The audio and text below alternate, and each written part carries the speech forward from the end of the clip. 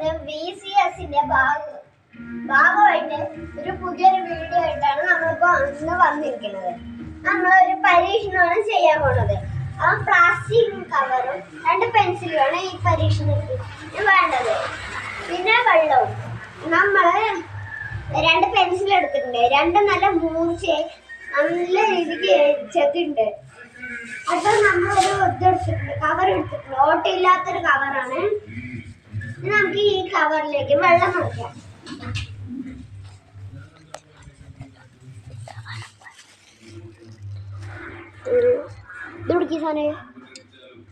നമ്മളെ ഇതിലേക്ക് വെള്ളം നിറച്ചേക്കാം. ഓക്കെ,